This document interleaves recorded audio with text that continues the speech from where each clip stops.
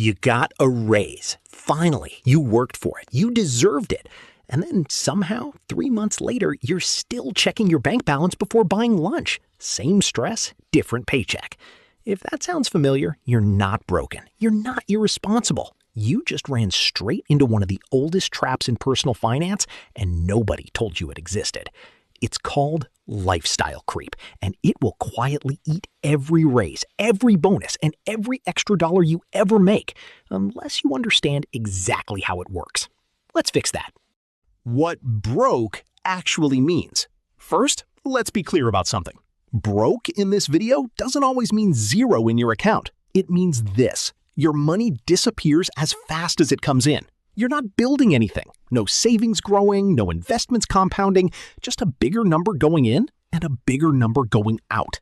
That's the trap, and it has nothing to do with how much you make. Cash flow is simple math. Income minus expenses. Whatever's left, that's your actual financial progress. If that number is zero every month, it doesn't matter if you're making $30K or $130K. You're running in place. The raise that didn't save you. Let's use a running example for this whole video. You, gaming PC setup. Decent one. Nothing crazy. $800 total. You bought it 2 years ago when you were making less money, and it was fine. Now you make more. And suddenly, it doesn't feel fine. The monitor's small, the chair's uncomfortable, the desk is cramped. Nothing actually changed about the setup, but your income changed, and your perception of acceptable changed with it. That's lifestyle creep in its earliest form. You didn't decide to want more. Your brain just quietly updated its baseline. Lifestyle creep. Here's the official definition, but less boring. Lifestyle creep, also called lifestyle inflation, is when your spending increases at the same rate as your income, so that former luxuries slowly become things you consider necessary. The key word is slowly. It doesn't feel like a decision. It feels like upgrading your life, which sounds positive. But when your expenses perfectly track your income every time you earn more, your savings rate stays flat, permanently. You earn more, you spend more. Net result, same position. It's like running on a treadmill and calling it travel. How it actually happens. The process isn't dramatic. That's why it's dangerous. You get a raise, you don't sit down and decide, I'm going to blow all of this. Instead, you start getting DoorDash a few more times a week. You earned it. You upgrade your phone a bit earlier than planned. You move to a slightly nicer apartment. You add a gym membership. You subscribe to one more streaming service. You start buying name brand stuff instead of store brand without even noticing. Each one feels small. Each one feels justified. But those aren't individual choices. Those are a pattern, and the pattern has a name. Back to the gaming setup. First, it's a better monitor, then a mechanical keyboard, then a proper desk chair, then you're eyeing a new GPU. None of it broke you alone. All of it together absorbed your entire raise. Your brain is running old software. Here's the psychology behind why this happens so naturally. There's a concept called the hedonic treadmill, also known as hedonic adaptation. The idea is this. Humans quickly return to a stable emotional baseline after major life changes, positive or negative. You get a new car, you're excited for a few weeks, then it just becomes your car. The research on this goes back to the early 1970s. The core finding is straightforward. As your circumstances improve, your expectations and desires rise along with them. So the positive emotional boost from having more fades faster than you'd expect. Practically speaking, you adapt to every upgrade. The nicer apartment becomes normal within months. The new phone is just a phone by December. The better setup is just your setup. And once you've adapted, the old standard feels unacceptable, even though you were perfectly fine with it before.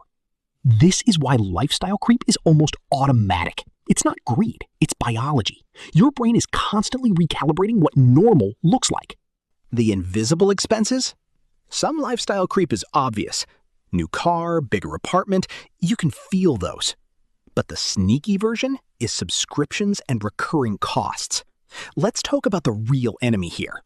You're probably paying monthly for music streaming, video streaming, probably multiple, cloud storage, a gym you go to twice a month, maybe a game subscription, maybe a news site you forgot about.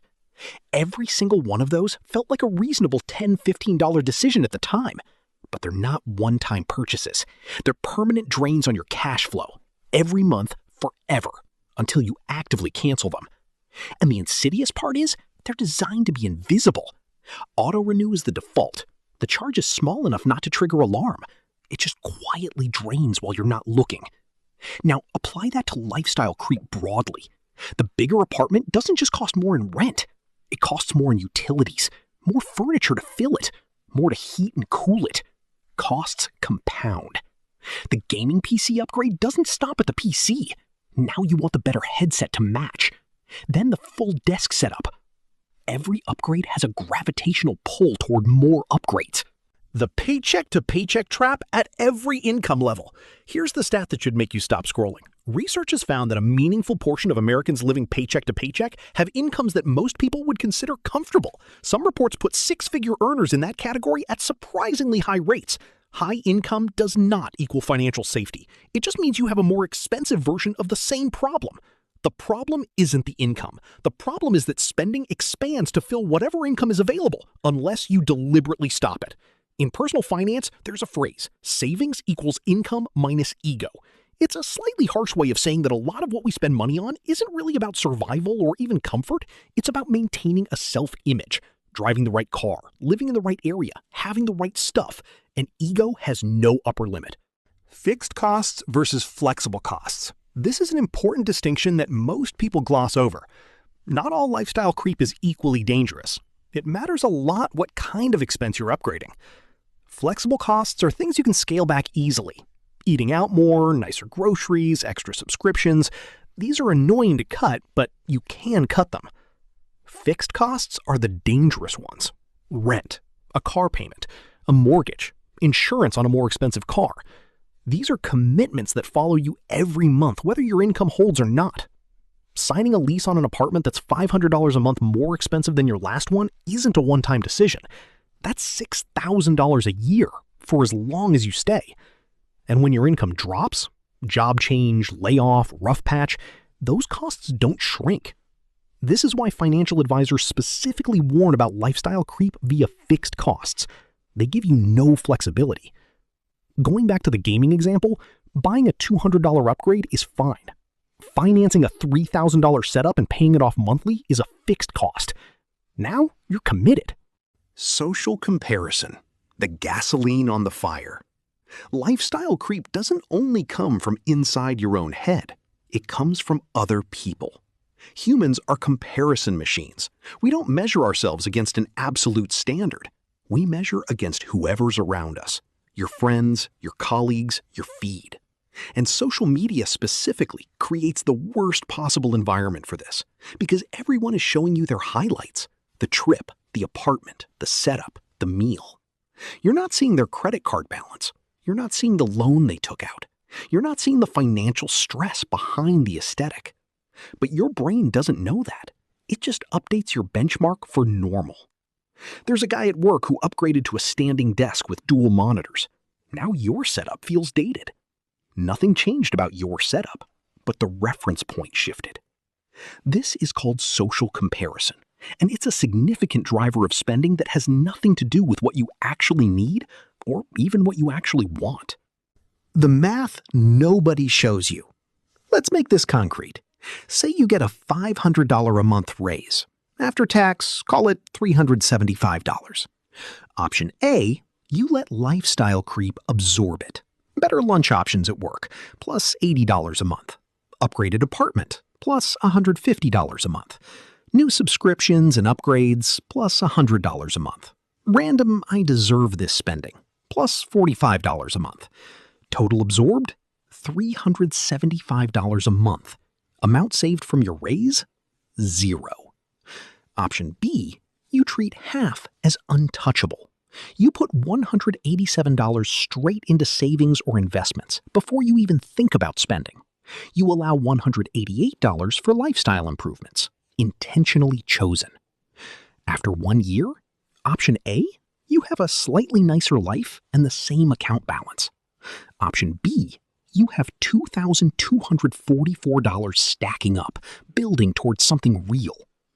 After 5 years of doing that, even without any investment growth, you'd have over $11,000 that wouldn't exist otherwise. The difference isn't sacrifice. It's just intention. Pay yourself first. This phrase gets thrown around a lot. Let's actually explain what it means. Most people's spending process looks like this. Income comes in, spend on everything, save whatever's left. The problem? Whatever's left is almost always zero. Life expands to fill the budget. Pay yourself first reverses the order. Income comes in, move savings immediately, spend whatever's left. You make the savings automatic. Before you see it, before you can spend it, it leaves your checking account the same day your paycheck hits. This works because of one key psychological fact. You don't miss money you never had access to. Out of sight, out of spending. When you wait to save whatever's left, there's always a reason nothing's left. Car needed something, birthday dinner, a weekend trip, something. The money has to move first. The gaming setup? Settled. Let's bring the running example home. You got a raise. Your gaming setup suddenly feels outdated. You feel the pull to upgrade. Here's the decision framework. Was this upgrade already part of a plan, or did the desire appear because you had extra money? Is this a one-time purchase, or does it create new ongoing costs? If you do this, does it come from discretionary budget, or does it cut into savings you were already making? If you can answer those cleanly, the upgrade might be perfectly fine. Enjoying your money is not the enemy. The enemy is upgrading on autopilot, without intention, in a way that silently absorbs every raise you'll ever get and leaves you with nothing but a nicer version of the same stress. The actual fix? This is not a video about living on rice and not buying coffee. The goal is not to spend less everywhere. The goal is to not let your expenses silently match your income every time your income grows. Here's the simple framework. Every time your income goes up, save a portion of the increase before you adjust your lifestyle. Not all of it, just some. Even 30–50% of each raise is massive over time. Automate the savings. Set it and make it invisible. Audit your fixed costs before you sign anything new. Apartments, car loans, subscriptions. Be intentional about what you commit to monthly. Distinguish between upgrades that genuinely improve your life and upgrades that are just calibrating your normal upward. Experiences, trips, concerts, food you love tend to provide more lasting value than stuff because you adapt to stuff faster. This is well supported in the research on happiness and spending. Spend on experiences if you're going to spend. Cash flow is income minus expenses. The gap is your financial progress. Lifestyle creep is when spending rises to match income. Net result? Zero progress despite earning more. Your brain adapts to upgrades fast, the hedonic treadmill, so the new normal never stays exciting for long. Fixed cost upgrades are the most dangerous. Rent, car payments, subscriptions, they follow you every month. Social comparison is fuel for lifestyle creep. You're benchmarking against highlights, not reality. High earners aren't immune. Paycheck to paycheck exists at every income level. Pay yourself first. Move savings before you can spend them. Save a portion of every raise before your lifestyle adjusts. Experiences tend to outlast stuff in terms of satisfaction. Spend there if you spend. You don't need to sacrifice everything. You just need to be intentional instead of automatic. The raise doesn't make you rich. What you do with the raise does. The gaming setup will always have a better version coming out next year. Your future bank account will not care what GPU you had in 2025. One of those is worth thinking about more than the other. If this video hit, subscribe, because there are 29 more of these coming, and they're all the same deal. Stuff nobody taught you, explained fast. And drop a comment with your most embarrassing lifestyle creep moment. Mine's a standing desk I used exactly 4 times. We're all in this together.